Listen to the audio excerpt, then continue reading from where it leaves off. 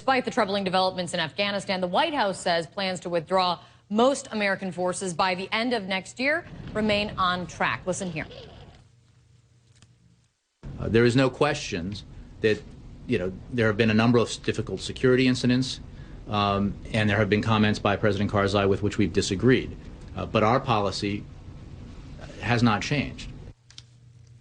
Let's talk about all of this with Republican Senator Rand Paul of Kentucky. He's a member of the Foreign Relations Committee. It's pretty outrageous when you think about it, Senator Paul. The United States spends all these billions of dollars in Afghanistan, still has 66,000 troops there. And he says, Hamid Karzai, that the U.S. is actually colluding with the Taliban. What do you make of this?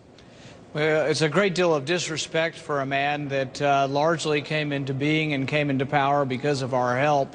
It's what I question sometimes when, we're asked to send our young men and women over there to lose their lives and we're treated with disrespect by our allies. So I find it very troubling, but I think we've accomplished our goals there. We got bin Laden. We disrupted the Taliban that was harboring him.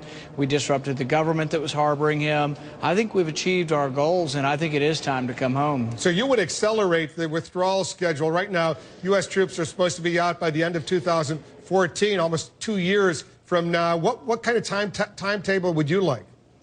Well, we've been there nearly 12 years. I think it's time to come home. I don't think there'll ever be a time when there's not going to be combat and there's not going to be some form of war.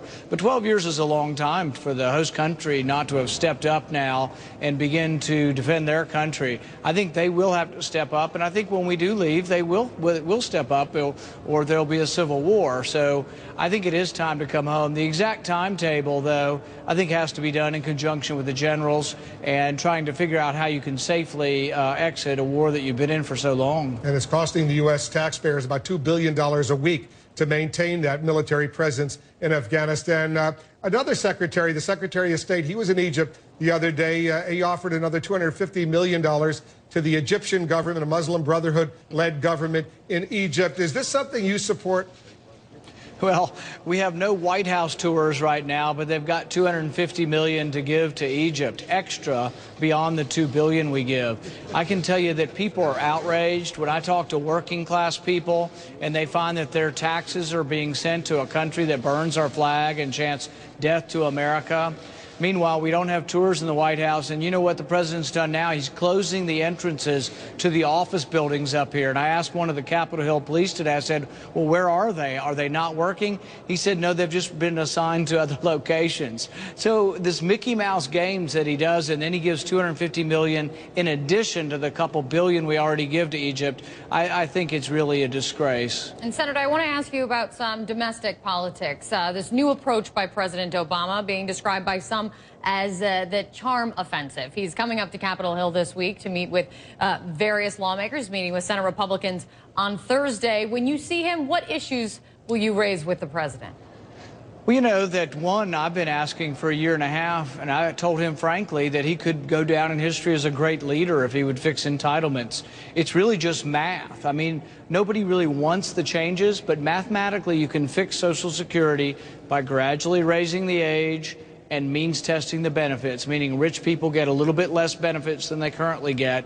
You can fix Social Security, you can save it for all posterity, but instead the other side continues to use it as a political weapon. But if he wanted to rise up and be a great leader, he would come to us and fix Social Security, but not as some grand thing that, oh yeah, if you'll raise taxes more, I'll fix Social Security. Why don't you fix Social Security just because it's broken? Why would we have to trade something that we've already done once that we think's bad for the economy, which is a separate issue? Why don't we just fix something that's broken because we're good people and we should fix Social Security for future generations? You know the politics of Capitol Hill, better than most. Do you think that's even possible for that to happen? Only entitlement reform without some serious tax reform in conjunction at this point in time? Absolutely, it's possible. In fact, I think the grand deal, the big bargain's impossible. Why? I don't think, because there are too many moving parts. So let's say you and I agree on some issues. why don't we pass the issues that we agree on? But if you have 1,000 issues, maybe we never get to an agreement. But let's say we have 1,000 issues and we break it up into pockets of 100, we might be able to get to 100. Or if we have 100 issues, you break it up into packets of 10. We can never get to where we can agree on every issue. So, for example, the corporate income tax right now is 35%. It's 17% in Canada. It's in the low 20s in Europe. I would tomorrow cut the corporate income tax in half and do it by itself, because I think many Democrats know that that would help the economy, and so do many Republicans. But if you make that the sweetener for tax reform, and tax reform never comes, that's why the American people are unhappy with us, because we never do anything, but we're looking for too big of deals. Let's carve it up into smaller deals. What have you learned, Senator, from your dad's experiences as a presidential candidate? Because you now say you're seriously considering a run in 2016. Well, I don't know if it's what I've learned so much as that I think the country is starting to understand that the candidates we're putting forward and what we're talking about as Republicans isn't appealing to a large enough group of people. And if we want to be the party from the red states are getting redder, but the purple and blue states are leaving us behind. So we have to figure out how to be competitive in California, competitive in New York. And one of the things he did figure out is how to appeal to youth.